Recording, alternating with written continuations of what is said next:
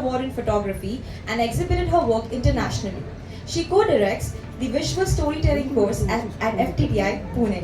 Please give a big round of applause for her. She is in conversation with Mini Nanda, who is an academic with 37 years of teaching experience at the University of Rajasthan, where she served as the head of Department of English and held leadership roles in the University Senate and Academic Council. With over 50 published papers, her research spans cultural studies, film studies, women writing, diasporic literature, South Asian, Canadian, and Latin American literature. Please give a big round of applause for both our speakers. I would now request the speakers to kindly take on the session.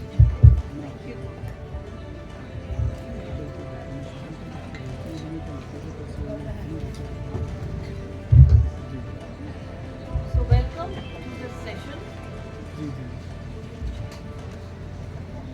On the last day, we have this very interesting session on storytelling.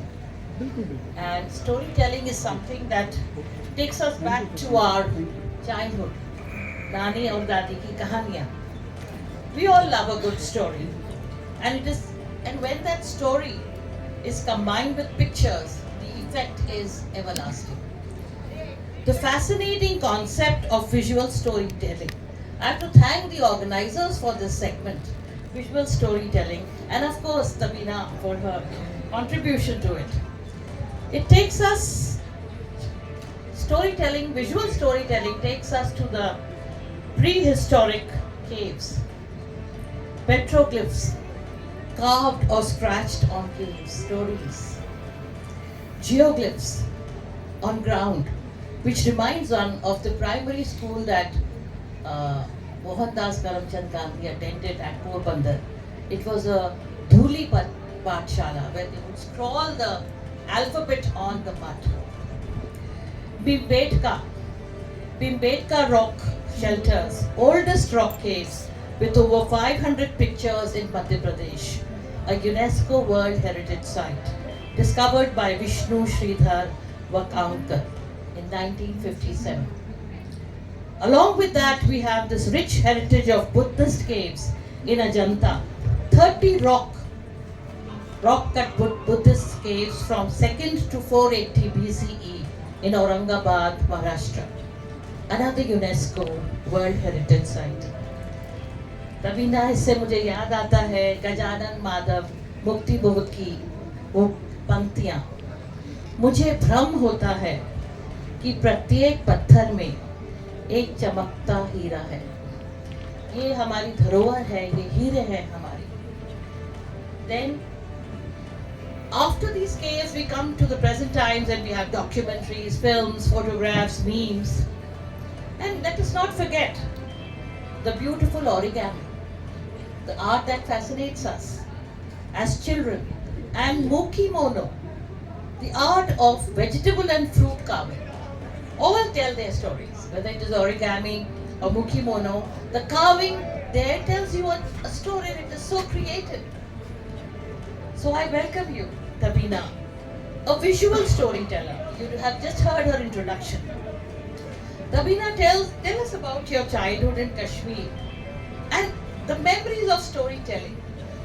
Thank you so much. Thank you for a jam-packed audience. I can see my friends, colleagues, journalist friends, students, and fellow listeners who have come here. And thank you, Professor Nanda, for such a wonderful introduction, for setting the context. Thank you so much. And thank you, Jaipur Literature Festival, for inviting me to talk about my journey, to talk about my journalism, visual storytelling, and of course stories, the stories that matter.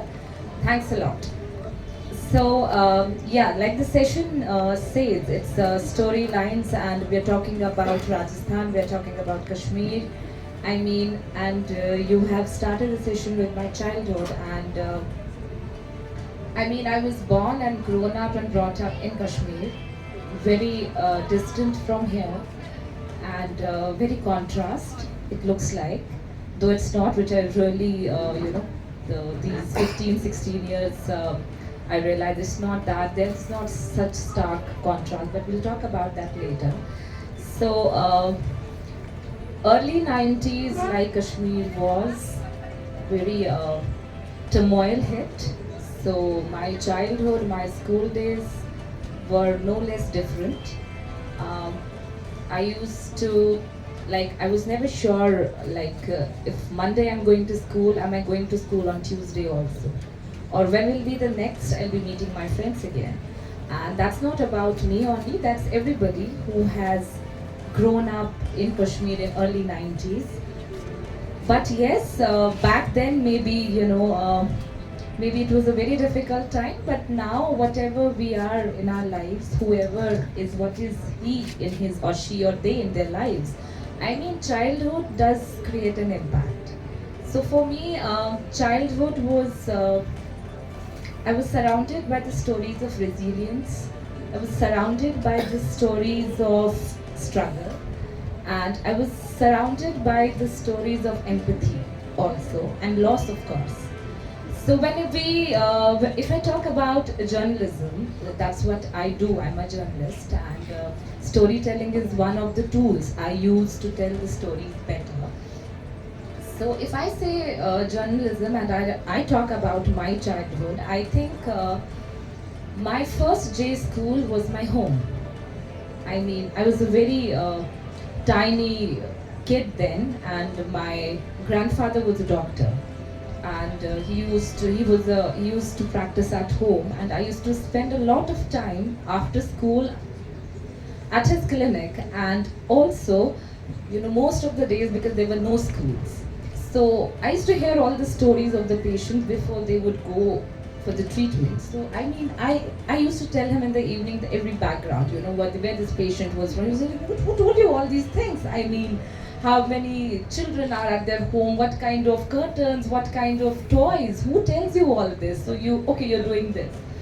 So, but maybe it was there where I interacted with people, like strangers who had come there for a purpose, but also journalism, how information should be valued, I also learned from his clinic. He had a very old Osmond radio.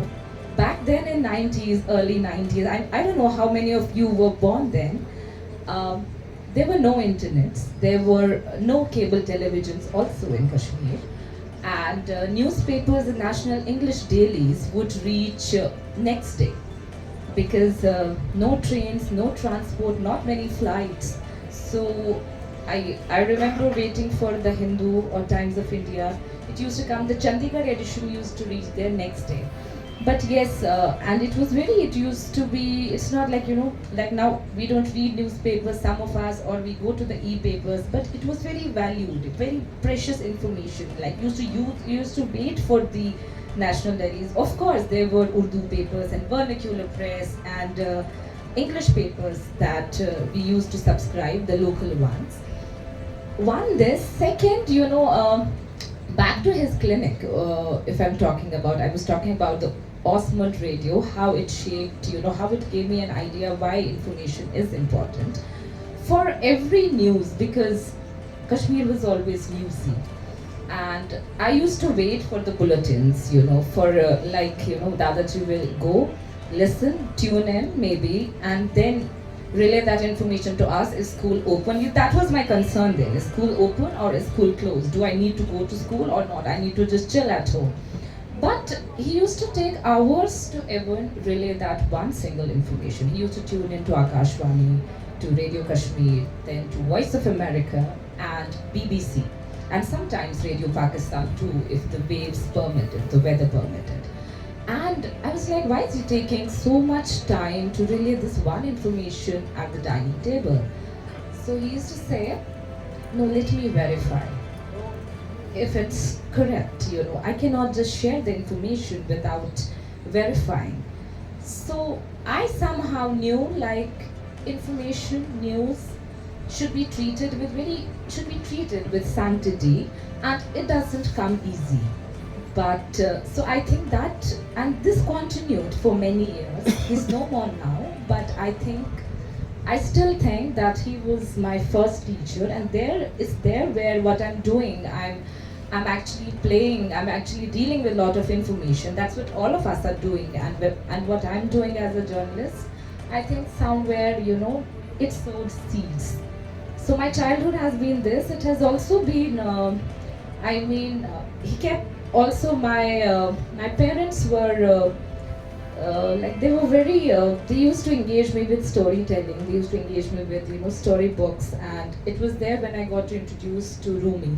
Again, I had a proper Masnavi, his collection in Persian, though I couldn't read, but my grandfather and my father could, and they used to translate the poetry. So I got introduced to Central Asian poets and Kashmiri poets from home. So I mean, this is then while I was pursuing my college and my school, I started writing for newsletters, because I always wanted to write. That so is how journalism comes in. I think, when I look back, Before that, what I find very interesting is here is a little girl sharing stories with her Dadaji. I think that's very interesting because that is when you get to know how to talk to people and get to know about their lives. That is very interesting. And also how our education continued in very unconventional ways. Because there is the radio, there are the newspapers, even if a later day edition. But the education is coming in different forms. It is not structured. It is unstructured, but so very interesting. So then you get into journalism. It is different from storytelling as the imaginative kind. This is more realistic reporting. Tell us about your this thing, life as a journalist Yes. and your experiences. Was it the field work or were you at the desk? Yeah, I'll come to that. So when I started my journalism from Jaipur, and for 10, I think it was 2009 where I was pursuing my masters here, and I started working as a trainee reporter at one of the English leading, then it was DNA, and then I moved to several other newspapers, and for 11 years I've done a newspaper, proper conventional newsroom reporting. But when I came here, I had no intentions of staying back. Like I was like, okay, I'm here for a year, for two, maybe I'll explore and I'll leave, or I'll move move on to Delhi, Bombay, or wherever. But I don't know, I really loved, Rajasthan a lot. The landscape, the people were very, very affectionate, very warm. And I could see that it's not very contrast, because it's all about people. That's what journalism is. So initially, that's how you start. You report on very small things, which we say, no, it's a very small thing as a crime reporter, as an education reporter, as an art and culture reporter. But no, those are the things that still matter. There are stories that still matter. So journey has been like, last I was bureau in charge for Deccan Herald. I've covered state for Rajasthan, and I think journalism gave me an opportunity to know Rajasthan beyond. I've almost traveled to 27 districts. I've done stories from far and wide on different topics like gender, politics. That's what I mostly cover, human rights, marginalized communities. And journalism is very different because every day you're interacting with somebody new. Today you're interacting with authors at the literature festival, and tomorrow maybe you're writing a story on a life of a vendor, a day in a life of a vendor. I mean, that's how, and the third day you're interviewing a politician, and on the fourth day you're landing in a court for some important hearing, and you need to cover that case. So I mean, so it's a regular teaching, it's a regular learning, it's a place, I mean, where you enhance your skills, you brush your skills every day. And that's what, but again, what interested me a lot was stories of the people. Because initially you don't have maybe choices on which story to work or which beat to choose. But after a point, after spending 10, 11 days in a rigorous newsroom, you have a choice, and I had a choice. After 2020, I chose independent journalism. I chose long form journalism, where I was able to write long narratives about the stories that matter. Maybe the stories would take 15 days, or it will take 14 days, or maybe months. But I had the opportunity and I chose for it. I thought, why jumping everyday news? Why jumping into, which is news? Why don't we delve into, Yeah. something, the voices that matter? For example, I had no idea what exactly marginalized communities, Dalits, Adivasis, their issues they looked in Rajasthan. But now I report, and I enjoy doing it because there is stories are more about people. And what I like is the connection you have made. You said you come from Kashmir and you came here for a short duration. And then you realize people are the same. Yeah, people are the same. Wherever even they are issues- located, the issues, the emotions, Yeah. the circumstances. Yeah, all the issues same. are the same. For example, Professor Nanda is so familiar. I know her everywhere, and maybe we got a chance to chit chat. No, but she's we are There's a we are connect. together. Yeah, there's a connect. So the stories, I realize there's a lot of resilience. It's not that maybe some places turmoil hit or conflict hit. The stories can come in from there only. Rajasthan's own communities, so many communities are marginalized, they are silenced, and we need to talk about them. Let So me I just mean, make a little observation here that after this we're going to have the Rajasthani singers perform, yeah. with they're going to tell you the stories that they sing with the paintings and all. Yes, So, I mean even the festivals, if you are writing about, because I'll not go into very human right topics, I'll go on a very generic thing. For example, if you're writing on a kite festival, like maybe I used to report initially on what kite festival Sakranti looks like. That was 10 years ago. But now when I have done a recent pieces on Sakranti, how they are different and how long form journalism is different, it's like I will sit down with the community, talk to them for days, for hours, because it takes time to let them to open up. You have to listen a lot. And now there is no constraint of 300 word stories that you have to quickly write and okay, it's done. It's a long 2000 word, 3000 word story. You sit with them, you see how their day looks like, you see how the seasons and festivals look like, what they talk about, and how are they managing, how is there a cultural connect. So many, I don't know how many of you have been to Patangwalu ka Mohalla. If you go there and you see around the Sakranti and you sit down, I got a chance for 2-3 times to go and sit down, and then I did very long pieces. Similarly with Dalit community, with Adivasis, with women. I was once reporting on in Barmer for some election political rally, and suddenly I saw long queues of students in the uniform, they're collecting water from the tanker. So I was like, are you not going to school? I think that kid in me, got back. Okay, इनका भी school miss हो गया. मैंने कहा, you're not going back to school. They said, no, we had to miss our school today. मैंने कहा, why did you miss your school? बोला, we missed our school because the tanker has come to our village today. And as many as people are available at home, they can go and they can get the more water. So we are helping our moms, we are helping our grandmothers, and even the male members of the family. So it's like, okay, it's like that. So election story was there, but then I worked for many days on this story, that how many hours a woman in the desert walks to get that water, and very important to report, I think, and to collect those stories. and what is she feeling. And when COVID happened, it just came to my mind, should I go back to that story and see how are they dealing now during COVID? Because your stories are like your babies.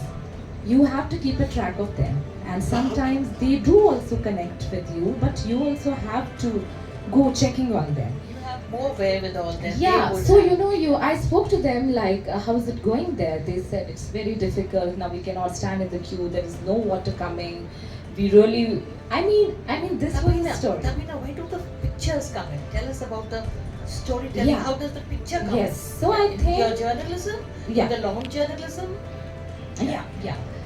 So I think the words, play of words gave me journalism. The being inquisitive made me a journalist, but my love for pictures came, of course, from the camera. I started like any other journalism student does it takes a workshop or a course during the master's training, but I pursued it, and I did for very long and I kept doing it. And later I realized that, okay, pictures is something, sometimes you cannot express a lot in the words, and it's an emotion basically. You can depict so much, but yes, you have to be very objective. And for most of my stories that I write, I use my own pictures. And then in 2018-19, I used to do basic photography workshops, like contribute at university or at education institutes, whoever would invite. But in 2019, then I developed a very interesting, I co-directed and developed a course for FTII that was on visual storytelling. And it was also about reading pictures. Before clicking a picture, let's read a picture. I mean, how does it take you back in the past, the memory? What do you remember? How can you frame a poetry out of it? I mean, so I saw a picture as a piece of art.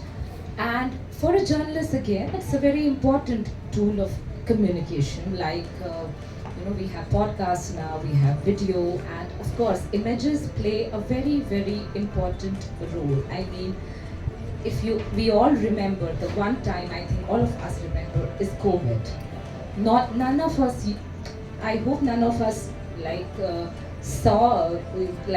had got a chance to visit shamshans or hospitals or those lines, but everything what was visually reported, we could all connect and feel. So I think visual comes there.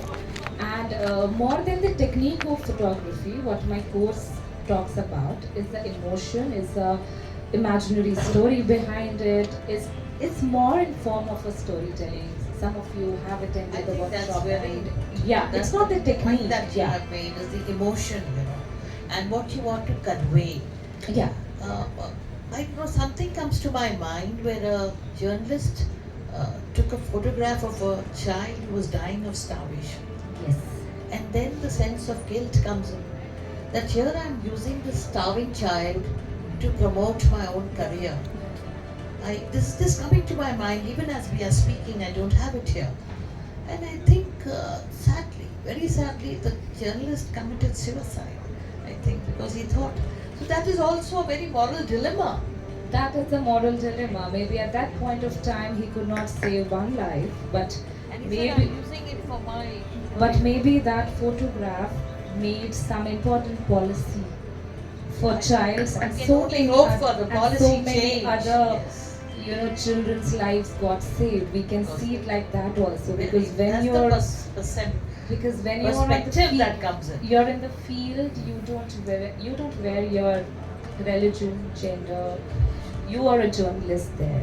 I mean, so it's like So a doctor. now coming from journalism, you're also teaching journalism. Yeah. I mean, now that's so interesting. So how is the experience, because you're a visiting professor in different institutions? Tell us about the teaching experience. So you're a veteran and you have taught, Yes. yes, so many of us. And yes, I mean, teaching again, I think it's a two-way street for me. I do share my experience, but I come home back very rich and full of experiences. When you connect with young people in a classroom or in a lecture room, and I've got an opportunity to teach at several J schools and contribute. So journalism classroom is very different. You get to meet very interesting, inquisitive minds, and I'm blessed to have so many of journalists who were once in my classroom are now my colleagues. Because some work with me, some are working in other organizations, and we happen to meet in the field. So journalism is also that very thin line, In 1 year, okay, you meet in a classroom, but next year they'll be your colleague. There is no hierarchy, because that's what you're doing. Everybody's job is same. If you're doing very good job, I mean, if you're doing your job well and you're writing stories very well and you're reporting well, you know how to do your job. I mean, you become even thick friends, and I am friends with who were in my classroom. So I mean, so internationally also, it gave me an opportunity. For example, I have reported a lot on Pakistani Hindu migrants living in Rajasthan. There are 25,000 in Jodhpur. If you don't know, like, you know, how I've reported on their lives, how they are dealing with struggle, dealing with citizenship, how they were denied even the COVID vaccines, and the government even took the cognizance in one of my reports, and they were given the Reserved around for that. yeah. This is what we call constructive journalism. Yeah, so I mean, consistently I've reported on them. But when I visited Turkey and I was there and teaching for 1.5 months in 2022, I got an opportunity to meet Syrian refugees there. I may not report on them, but you know, somewhere those classrooms is not just classroom. You know, you're visiting a place, you're meeting people. It gave me a perspective like how refugees are treated there, what issues do they face on everyday basis, and how what is the status of refugees here. So you compare notes, you come home, you come home with a more broader perspective, and later you share that. But yes, our classrooms again have always been full of knowledge for me.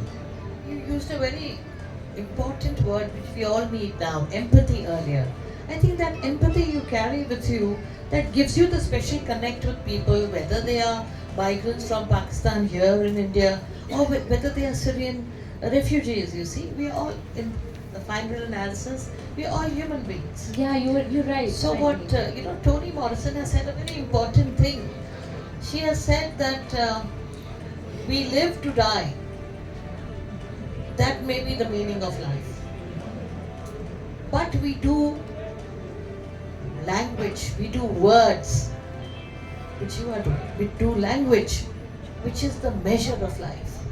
You see, so you measure your life with the kind of contributions you make, how to elevate anyone's misery. empathy is very important, very, very important, because when you are landing at someone's house who has lost someone, who someone close has died or has been raped or the house has been gutted, I think first thing to interact with the family, news comes later, but you have to be very empathetic because you're walking in that place, and I think it comes with print journalists also. We are glad that there are no cameras, there are no huge setups, and sometimes for hours you need to sit down to wait when is the proper, because these stories which touch your heart, they come from people, issues everybody knows and we all write, but the voices of the people, because I really believe that people often say journalism gives voice to voiceless, but I don't think so that is the case, because nobody is voiceless, nobody is mute. They're underrepresented, they're marginalized, they're unheard.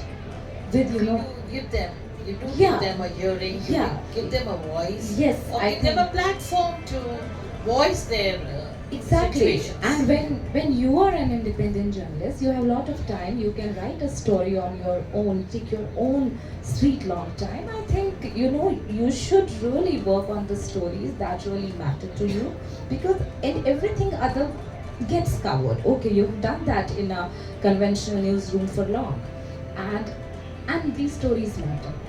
You're also writing books, Ravina. Tell us about the books, the one that you've written and the one that is about to.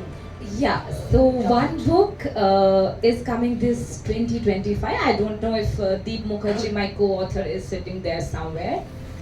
Okay, he's there, I can spot him. Hi Deep. Okay, so yeah. So we were glad in 2020 we were filing our stories every day, and Deep belongs to Bengal and I belong to Kashmir. So we used to consider ourselves that we had that outsiders perspective and view of looking at the state. So we covered 2-3 elections together, and every time we used to go to a bookstore, Rajat bookstore, Crossword, to look for a good non-fiction book on Rajasthan, and there wasn't one non-fiction book talking about the past, present, journalism, reportage, yeah, connecting the past and present also, talking about socio-political complex also, because Rajasthan is beyond forts, beyond desert also. It's about people, about communities, about issues, and we didn't find one. So he once said, हम ही किताब लिख दें क्या? मैंने कहा हाँ ठीक है लिख देते हैं यार, इतना लिख ही रहे हैं रोज. So we started writing it together, and I was lucky to have Deep as a co-author, like he initiated, and because he's one of the wonderful reporters, you know, I had the privilege working here in Jaipur. So this is coming in 2025 summer, May, and Macmillan is publishing it. It's called From Dynasties to Democracy.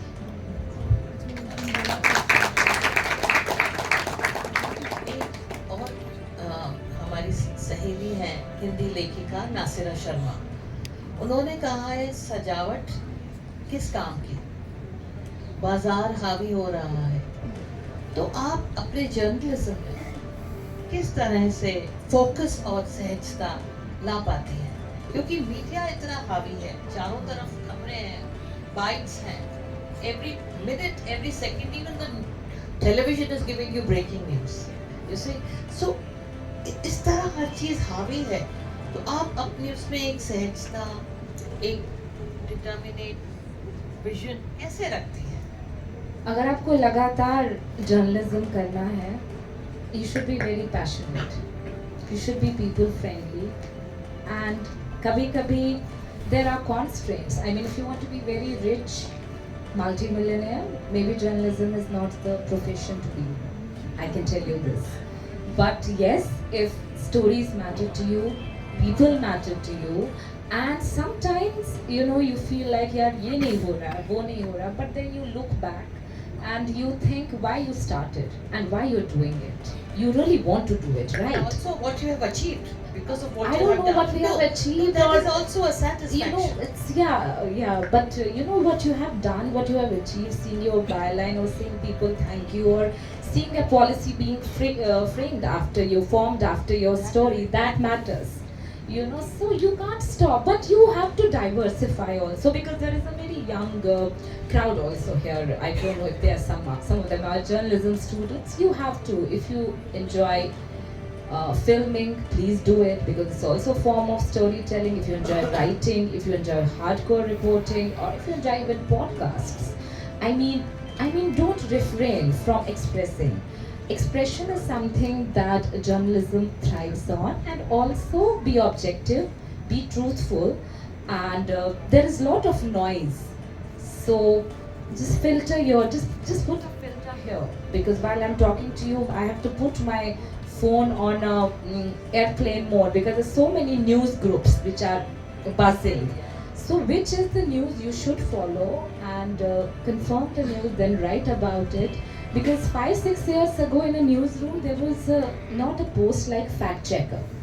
Now we have. You know, it's a proper designation, and every newsroom has fact checkers. Why?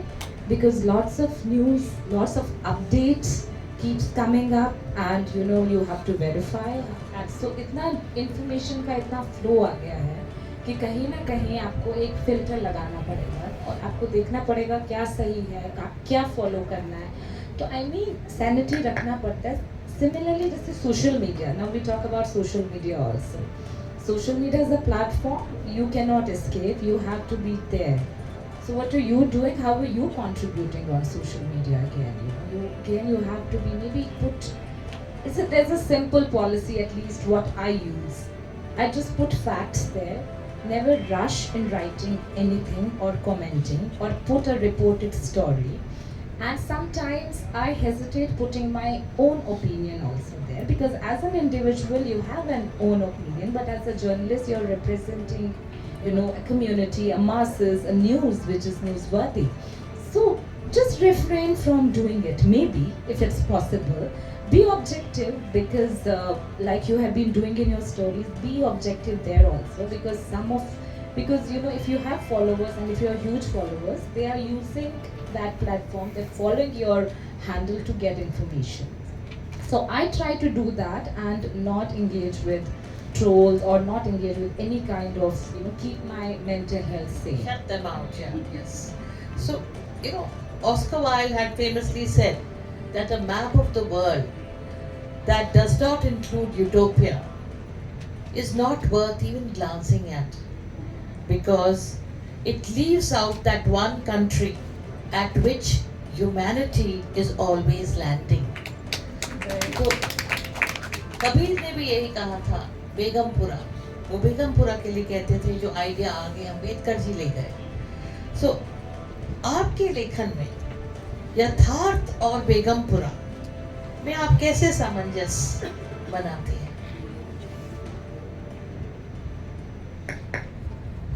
ये है पर ये होना चाहिए. Yeah, similarly, that's what be objective, be truthful. There is timeliness.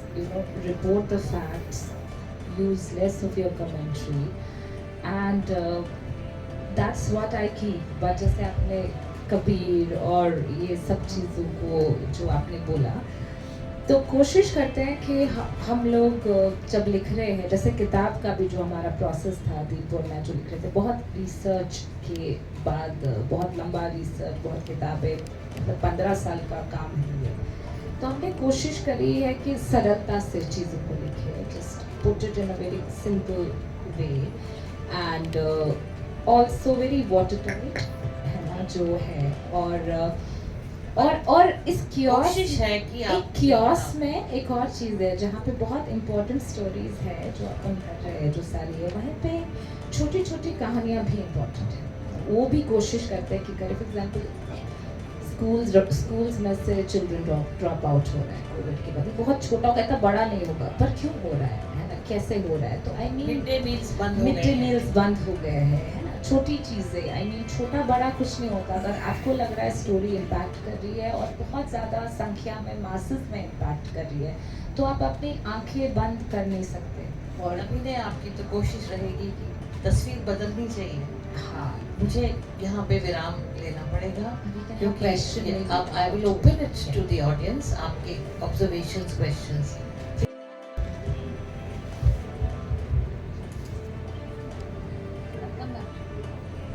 Hi, very good evening. First of all, that was lovely and thank you so much for being here. I am Heri. So I have two questions. First is that how do you retain onto the authenticity when there is so much power politics in the media?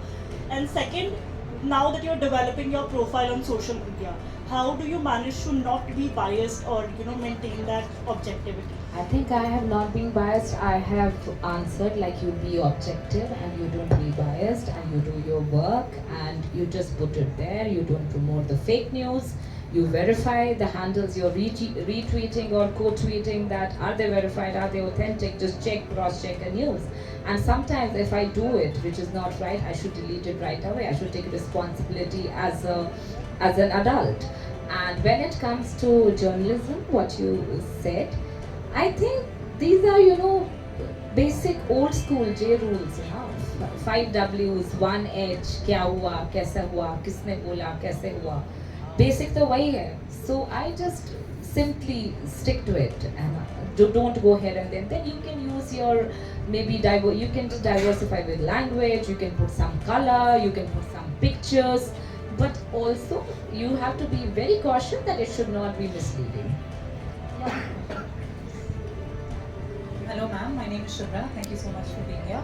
I wanted to ask you that you mentioned about long form journalism and you also mentioned about the word limit, that now you don't have to reduce yourself to 300 word limits and all. Have you ever, while working on a story, felt that now you don't want to work on this anymore? And during your long form journalism, during writing? Like when I found that story is complete or I don't want to work on a topic? No, because news keeps coming, right? So now, No. When you have a stop to that story? yeah, have you ever felt Yeah, like you don't want to do when this you anymore? have your voices in place, you have facts, you have figures, you have quotes, you have a history, you have a background. Because in long form, it's not only about event. You're giving a background of that whole incident that has taken place, because it's a one long read. It's known as there is an incident, but it gives you a perspective, the background, the foreground, everything. I think yes, there comes a point you think, okay, we're done with it. We can just put a full stop.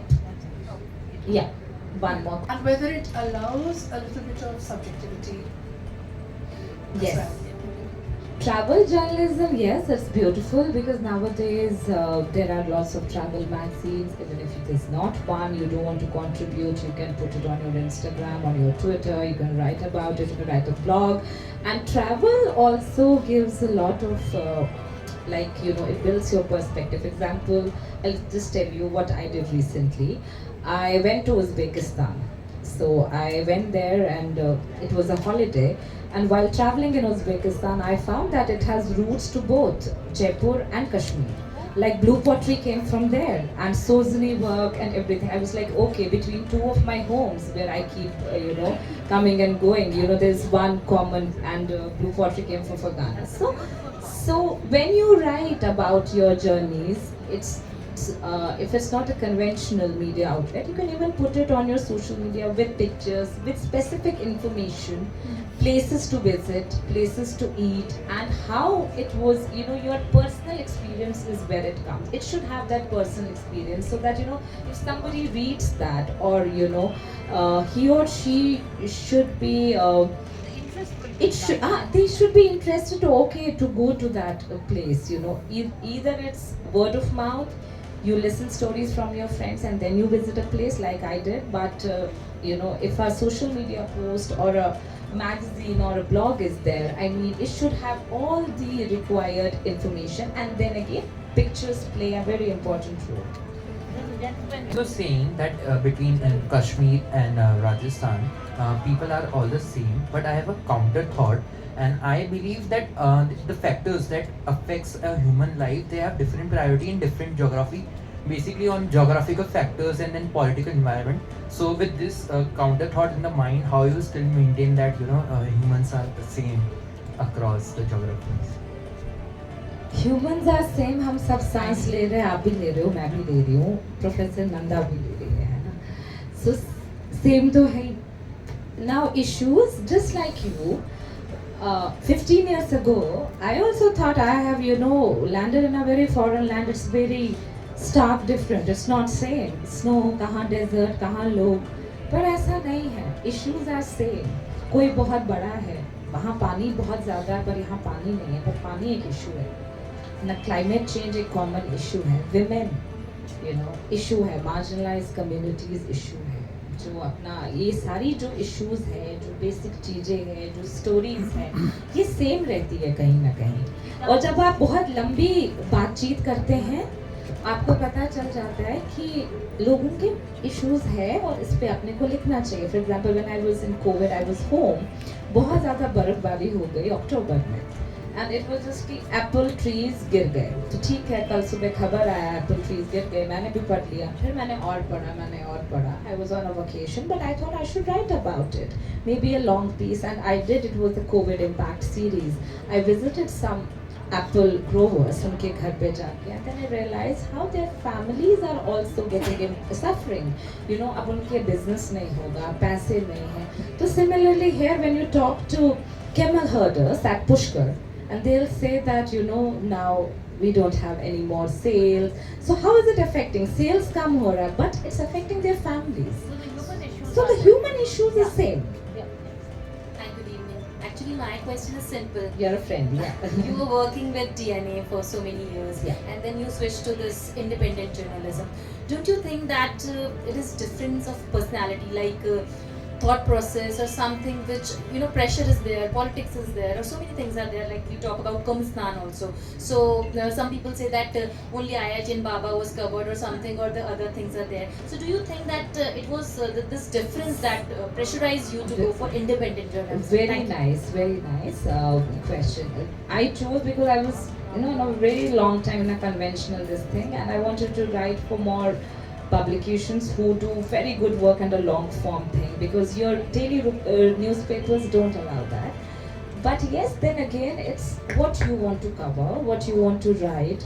Maybe the Baba story is also getting hit, it's getting all the likes, and that's why you're mentioning about it.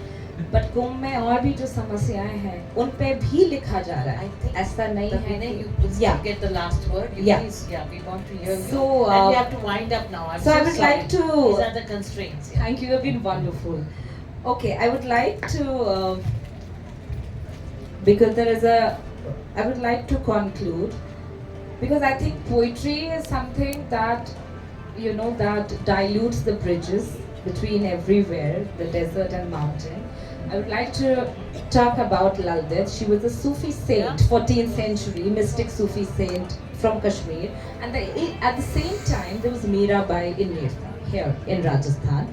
They both have written for separation, for longing, for love, and what was common between two of them was they were very resilient women. They were able to come out of those courtyards and houses and made a point for them, for their own selves. So there is two quay couplets. One is from Lal Ded and one is from Mira. That's Lal Ded. I searched for myself until I grew weary. I meditated upon the luminous self within. I found nothing but pure radiance, my own consciousness illuminating the cosmos. Now, Mira, almost saying same. It's originally in Kashmiri. Now, Mira almost saying same thing and echoing somewhere from Rajasthan. I have found my eternal love. My heart is now lost in his melody. What need have I for worldly treasures when my soul dances in divine ecstasy? Thank you. Thank you. Thank you for being a wonderful audience. Thank you, Minnie. She's already said it, so thank you for being here and for all you can continue it beyond the venue, but the time constraints, we have to wind up now. Thank you. Thank you so much, speakers, for the lovely session. I really felicitate our speakers for today. On the final day of JLF 2025, I would like to take this opportunity to express our gratitude to the technical teams here, those conducting workshops at AF Bagan, the enigmatic folk performers and singers,